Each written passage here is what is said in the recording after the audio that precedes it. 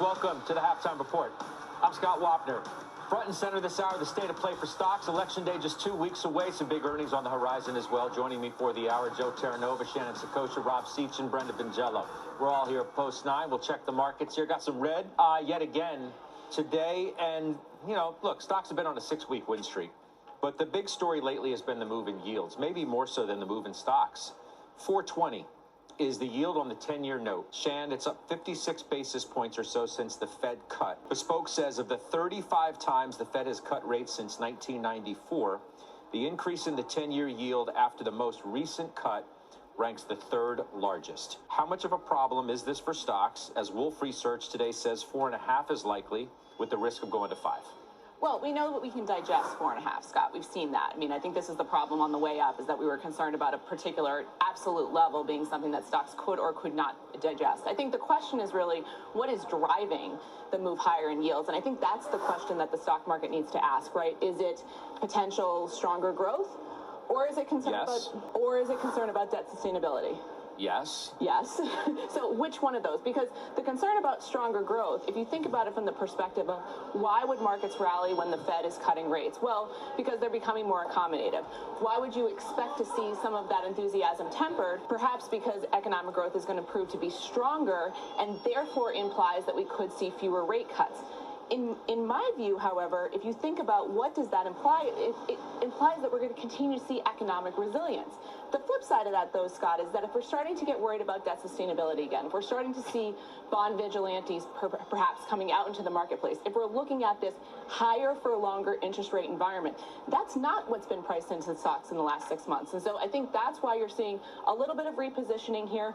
Finally, we're right before the election, Scott, and we really haven't seen any uncertainty. We didn't see September swoon. We didn't see the normal volatility in October coming up to an election. So maybe it's the confluence of all of these things coming together that are creating this little bit of pause in the equity market. Okay, so it's a key question, Robbie, as to why yields are rising. Is it because the economy's good? Yeah. Is it because the market is trying to position for what it thinks may be a Trump win? Maybe. Maybe it's both. We told you on Thursday of last week that Daniel Loeb of Third Point wrote to his investors the following, how he was positioning right now, because this conversation is all about positioning for you, for market participants, whomever. Quote, "We believe a likelihood of a Republican victory in the White House has increased, which would have a positive impact on certain sectors in the market overall. We believe the proposed America First policies tariffs will increase domestic manufacturing, infrastructure spending, and prices of certain materials and commodities." Today on Squawk Box, the billionaire investor Paul Tudor Jones, he spoke with Andrew Ross Sorkin, said much of the same. Listen. Dan Loeb recently came out with a report to his investors saying that he's positioning or repositioning his portfolio around the thesis that former President Trump will become the president. And I have also, if I'm being honest, primarily because I see the polling numbers have clearly moved in this direction. You say also, meaning you've repositioned as if former President Trump wins. Yes. I've moved in that direction for sure. And what does that mean? It just means more inflation trades. Could be wrong. I mean, we've learned our lesson about the polls the last 2 election cycles, but if that's the way that these gentlemen are positioning, we might as well discuss it, because cyclical areas of the markets have been rallying. The reflation trade, if you will, has been on. You watch copper, gold, silver are up. What are your thoughts? I mean, there's no doubt that there's at a minimum a trade here, right? You have the multiple things: rates moving higher, U.S. dollar moving higher. You have cyclical outperformance, some small cap doing well. Heck, you even have DJT, performing over the last couple of weeks, which is indicative of the positioning that's around this. We have never positioned our portfolio for an election outcome. It doesn't work well in our type of environment where clients are taxpayers and you can't really adjust that quickly. I do think that we're going to be in an environment where, rates are a little out of bounds with or the neutral rate is a little out of bounds with what the market is telling us right now.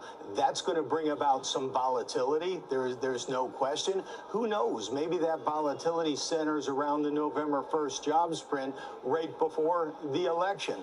We can get shaken out of this. I think you need a lot of positive economic momentum to Don't you already have that? I mean, materials, financials, industrials are all at or near highs. You could take the election out of it and just focus on the fact that the economy is clearly better than people thought it would be. The Fed is going to be slower and smaller than people thought they would be. And that's one of the reasons why all of those sectors have rallied, because the economy's strong. Even if rates are going up, if rates are going up for the, quote, right reason, then people remain reasonably bullish on this market.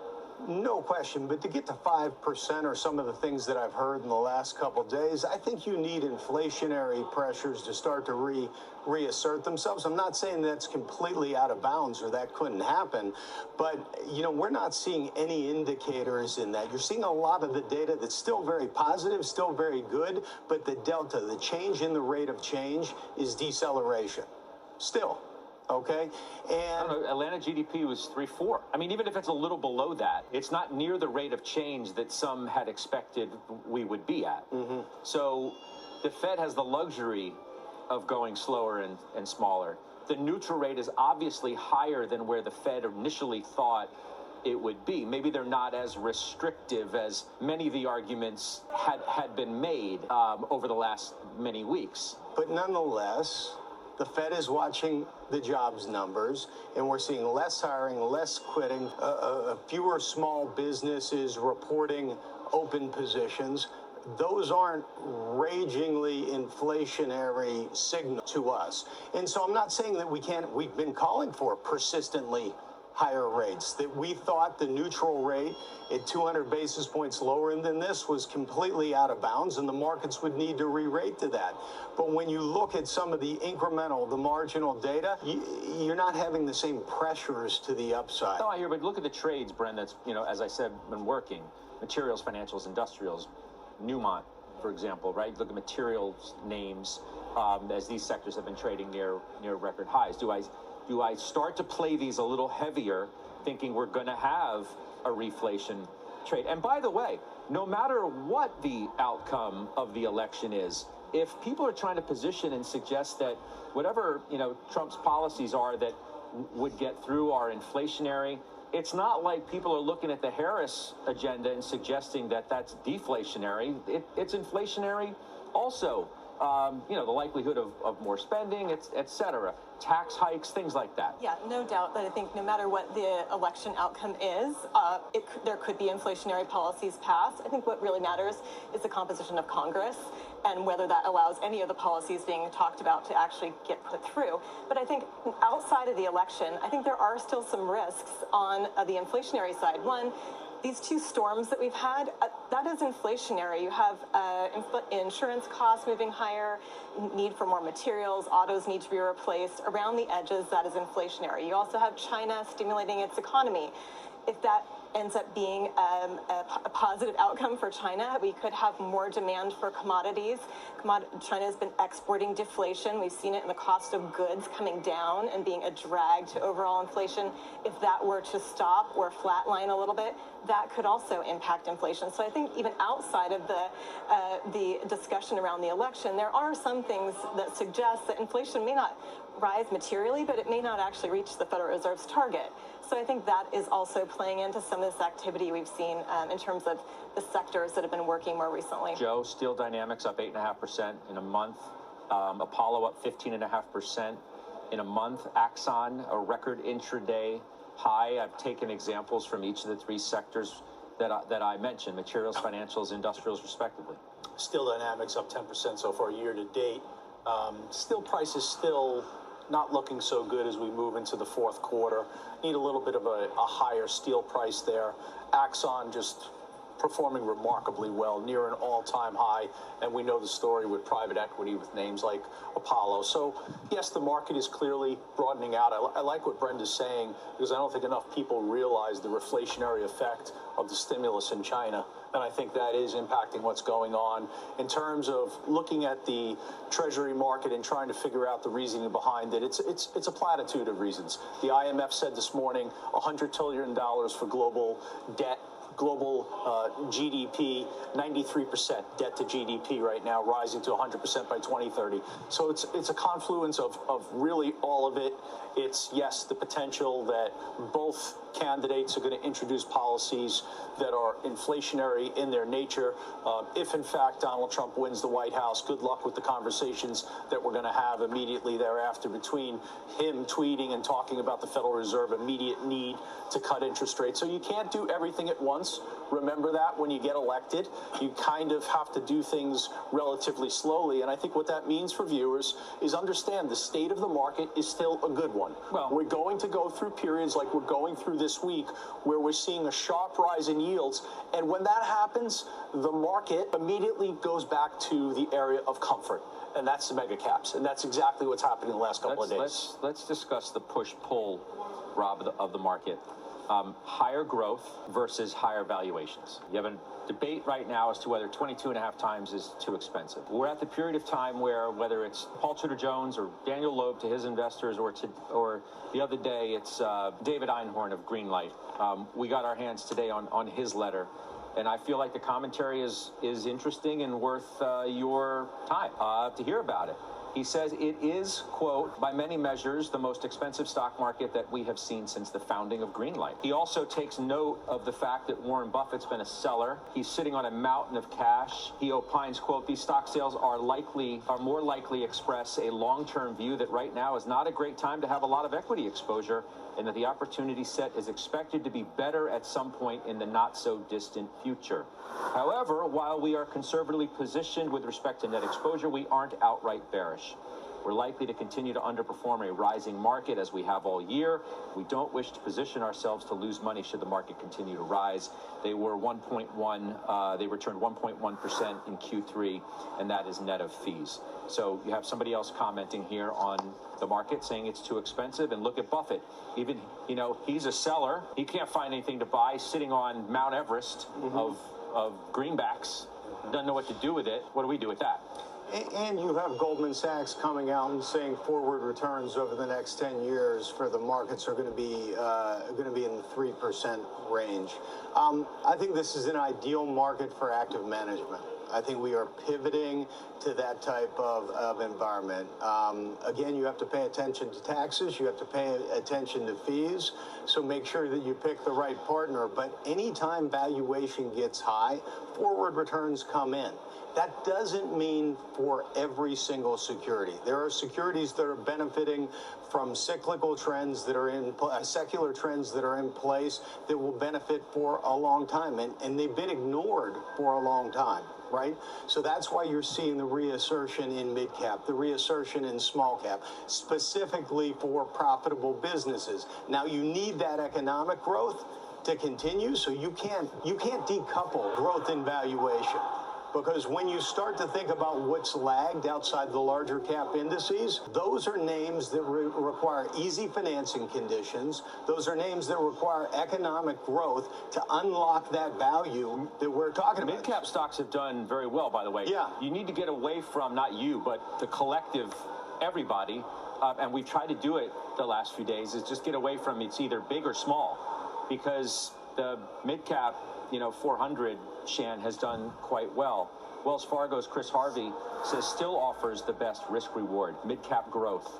When he looks at that portfolio, it's rallied 15% since early June.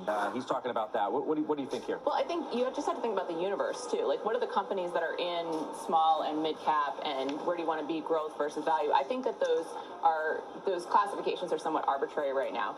To Rob's point, I think one of the things that you really need to think about is what are the potential tailwinds for this economic growth? If we get this resiliency in economic growth, is it going to still be based entirely on the consumer continuing to spend a lot of stimulus-laden savings? That's probably not it.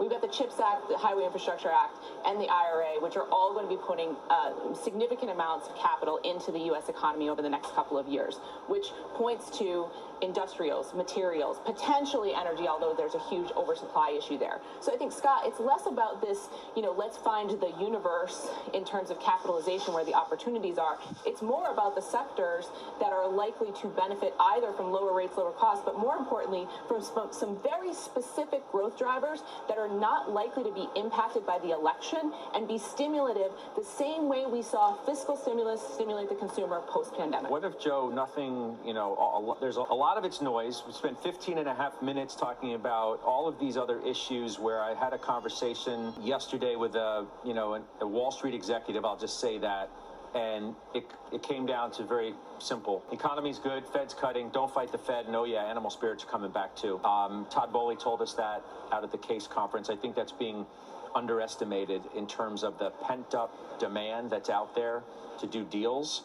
Now, I understand the political environment, depending on the outcome of the election, will play a large role in that because deal-making has been all but dead over the last few years for obvious reasons. But if you distill everything down to that, economy good, just don't fight the Fed, and we're about to have a bonanza of M&A. So I keep talking about four tailwinds that are the foundation for this secular bull market in the calls that I do with advisors on behalf of Vertus Investment Partners. And it's exactly that. A Federal Reserve that's not adversarial anymore, disinflationary trend, earnings and profit margin growth, and innovation. And all those are the foundation. And I think, there's 14 days till the election. So obviously, we're going to be talking about what the market opportunities are going to be on the other side.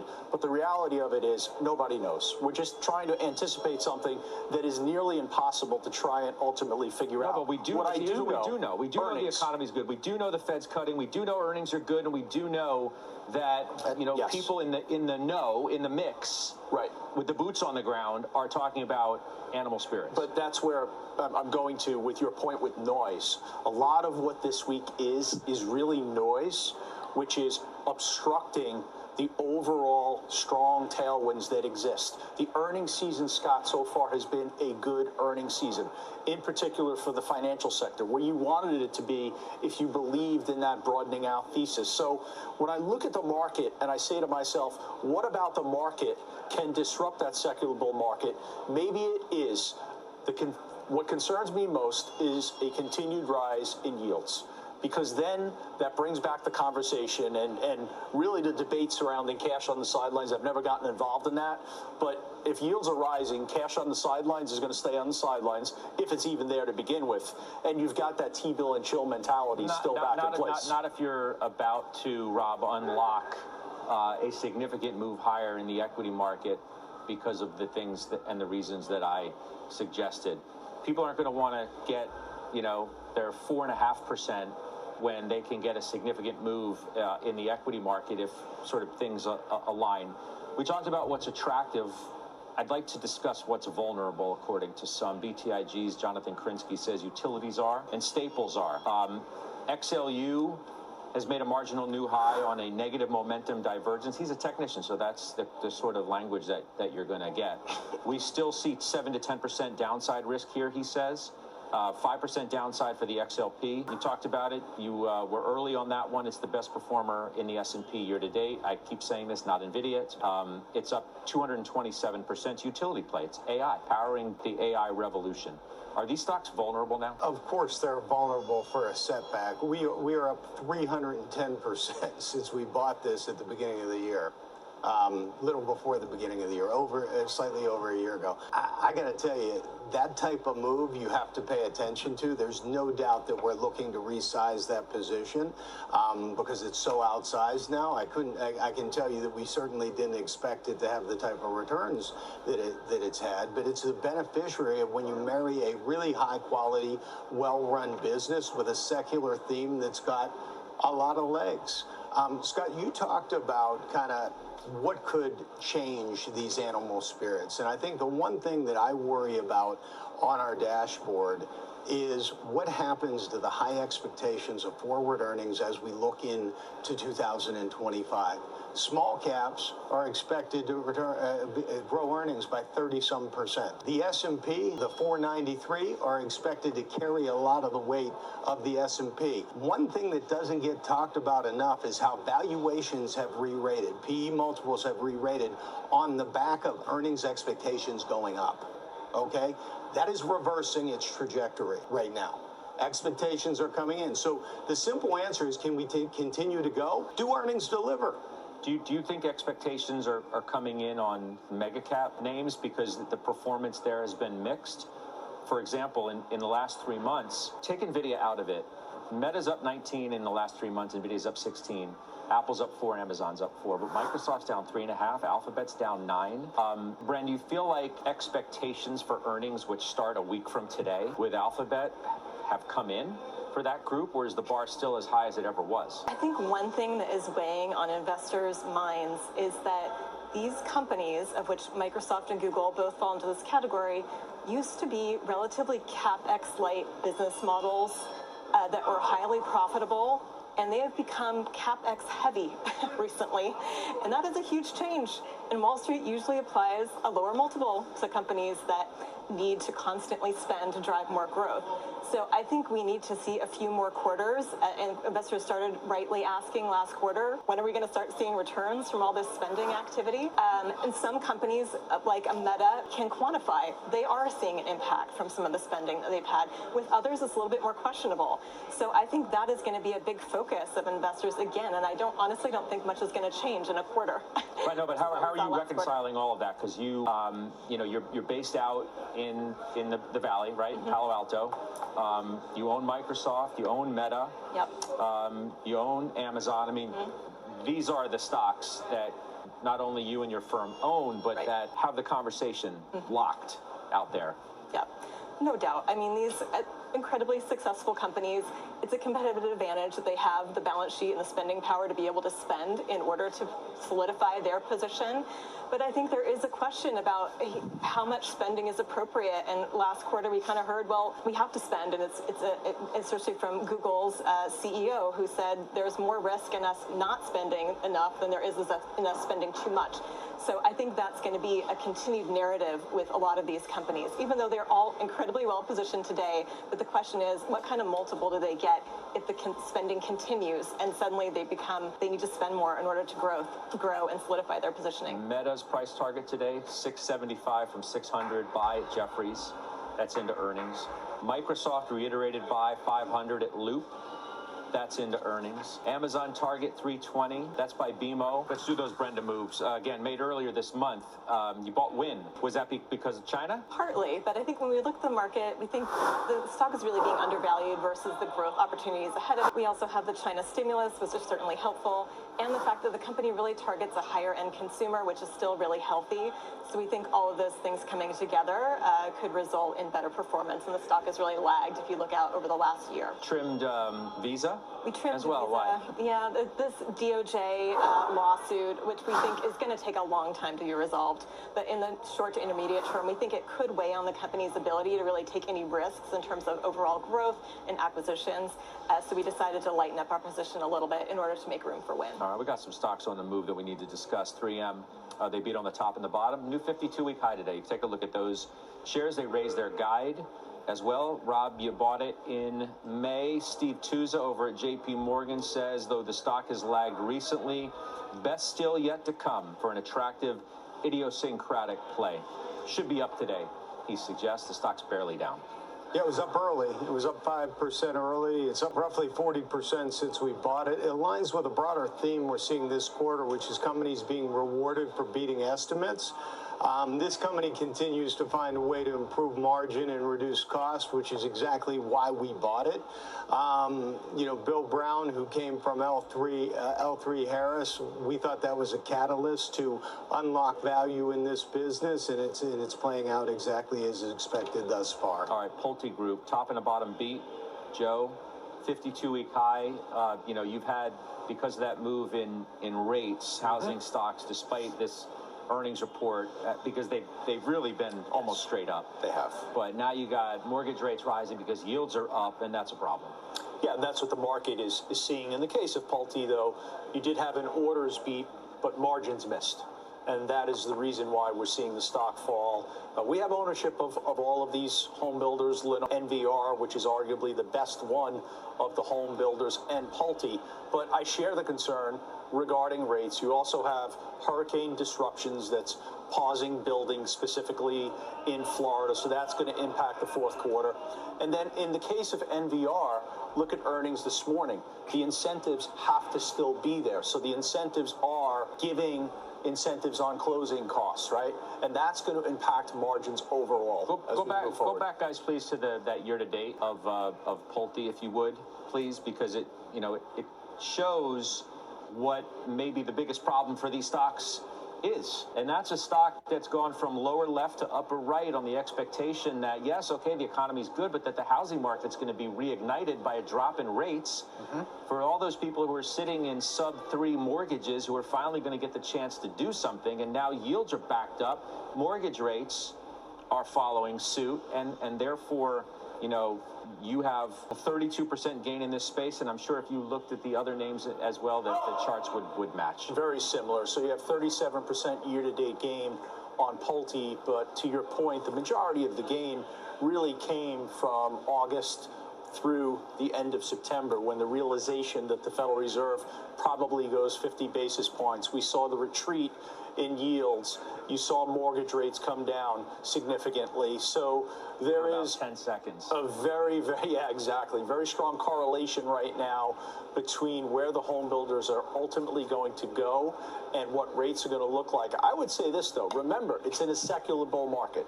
So keep that in mind. This is a pause, and it ultimately will refresh. Danaher has been a monster stock over the years. The top and the bottom beat. Bren, you own that. Yeah, so really saw more strength in the bioprocessing part of their business. This has been an area where they have been over-inventoried within their largest customers for many quarters. That looks like it's coming to an end. The stock is trading off today because I think management maintained full-year guidance, even though they beat during this quarter. I don't think there's too much to read into that other than conservatism. So we still really think the company's well positioned. They're returning cash to shareholders through buybacks, which they haven't done a lot of historically. So we think that's also a positive. Let's do some calls of the day. Deckers today got cut to neutral. That's at BTIG. They did have it at a buy. They suggest slow initial holiday sales for UGGs. Decelerating Hoka growth as well. Joe T, you own the Deckers. That has been the concern for Deckers since they reported in May. The stock is down. Now, the stock is up so far year to date, 35%, somewhere thereabouts, but it's down since May on those two concerns.